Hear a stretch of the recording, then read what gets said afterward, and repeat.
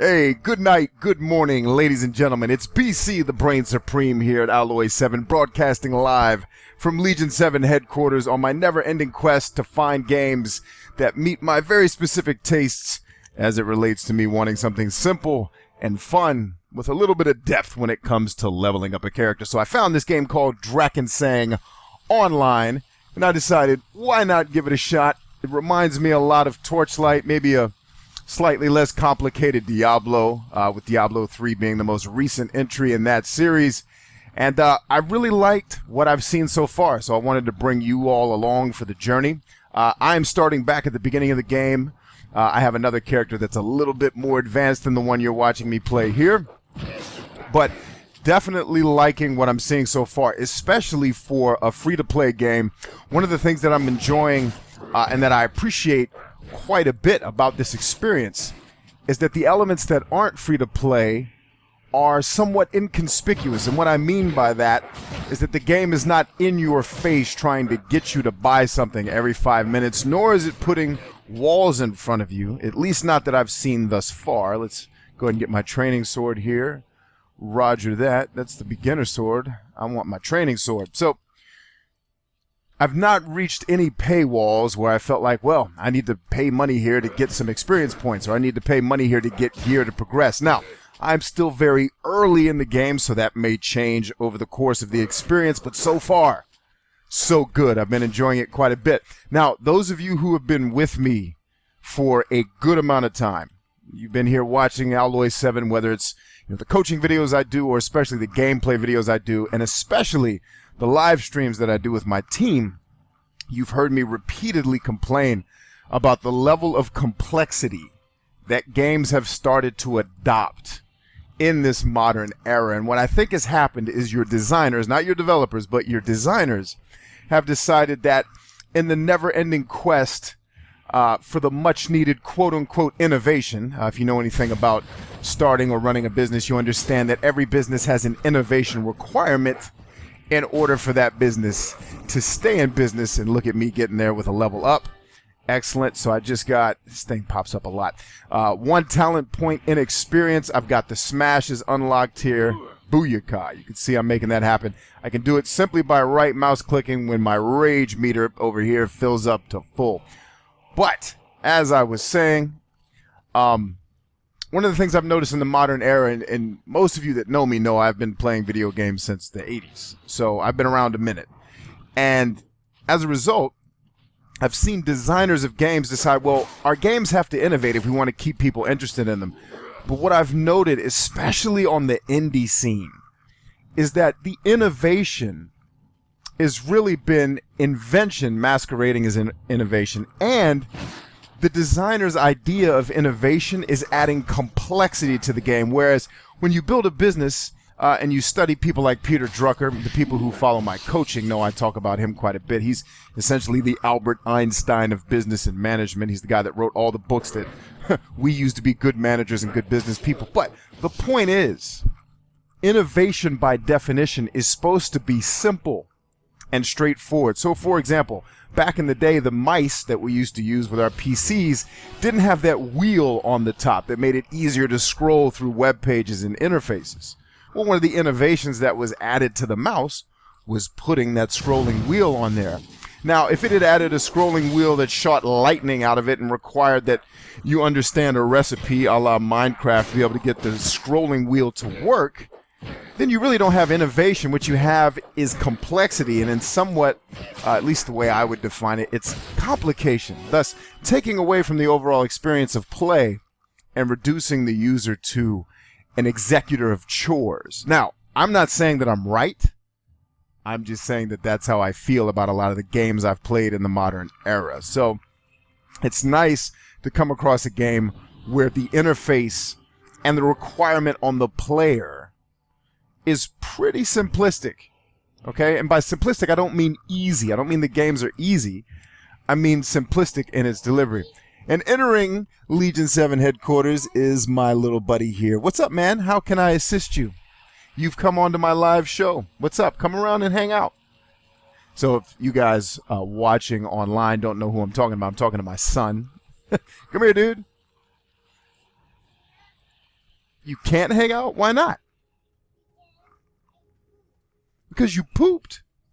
You always say you pooped. Come here and let me check you. I don't think you've pooped. Yes, you have not pooped. But that's usually what you tell me when you want me to go do something. So what is it that you'd like me to do while I'm sitting here broadcasting to my friends online? So as you guys can see, I'm taking quests and going into the next areas. Very, very simplistic in its delivery. Most of what I'm doing in terms of play is just holding the left mouse button down.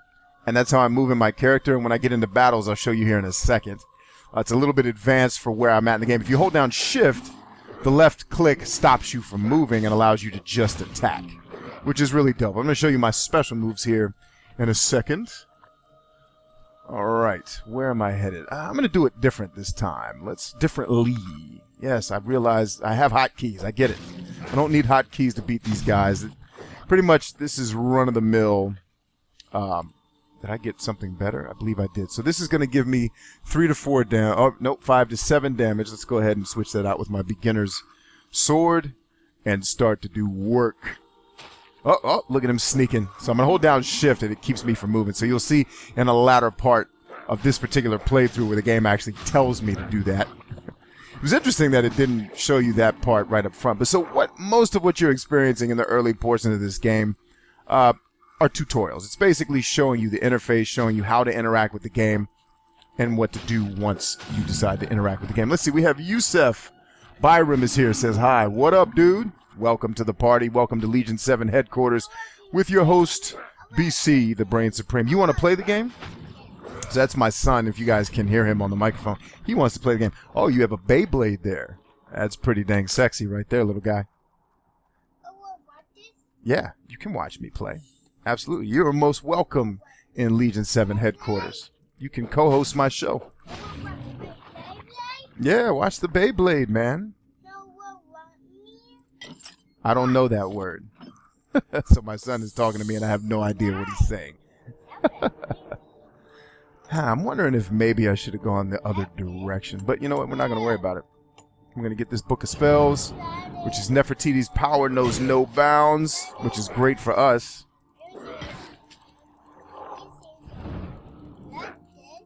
All right, let me get my rage up so I can show you my special move.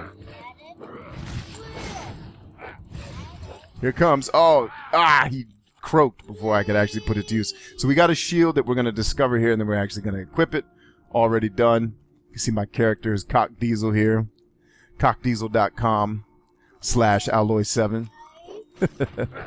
So my other character that I created, and so what I'm hoping to do here, little buddy, please keep the noise down while I'm trying to stream. Thank you very much. What I'm hoping to do is do several playthroughs where I play through as the different class types. So sword-wielding warriors are kind of my thing. It's how I roll. It's what I like. Not usually a fan of mages. I know that's usually pretty prevalent with fans of role-playing games. They like to play as a mage. I've never really enjoyed or understood the draw to playing as a mage. I mean, I get that you're a hyper-powerful person, but mages have always seemed kind of, I don't know, not strong to me, even though their mental powers are immensely strong, so I'll give them that. I've always kind of liked the bronze over brains, I guess, when it comes to playing these types of video games. But which makes me wonder, in real life, would I be a mage instead of a warrior? I don't know. I'm not quite sure. The verdict is still out on that. All right, so we got 7 of 8 of those treasure chests. We're going to have to go kill some more of these monsters in order to get 8 of 8. One of these should probably drop the last one that I need. Not him. Not him. So you can see I'm dropping health orbs there. All right, let me get my coins. I also like the fact that the game is pretty liberal with the amount of money it gives you, so you never feel like you're broke trying to do your thing when you go to see the blacksmith to buy some things. Hey, buddy, can you hold the noise down a little bit while I stream? Thank you very much. Very good. All right, so we're going to get the last thing we need here, and then we're going to head back to headquarters. Tutorial in the books. We're done. Let's do some more killing. Oh, there it is. Just killing everybody. Look at us. Is this like a bridge that's out right here? I'm not sure. Let's head back. Aren't you supposed to be upstairs watching The Grinch or something like that? I saw you. Oh, no, it was Dr. Seuss. You were watching. Why don't you want to watch Dr. Seuss? Because what? Because of the video game. Of course, because video games are more interesting than Dr. Seuss. Oh, wow, how dare I even ask such a ridiculous question? All right, let's go to view offer. I'm going to take this long axe. So interestingly enough, the game doesn't seem quite as random as you might think, because I have the exact amount of money that I had the last time I played through this. By finishing that part, the drops don't seem so random. All right, now then, to our buddy Sacrilege and Grimagstone. Okay. All right, so we're going to finish that quest. That should take us up to level 4, which now will allow me to show you the leveling up system.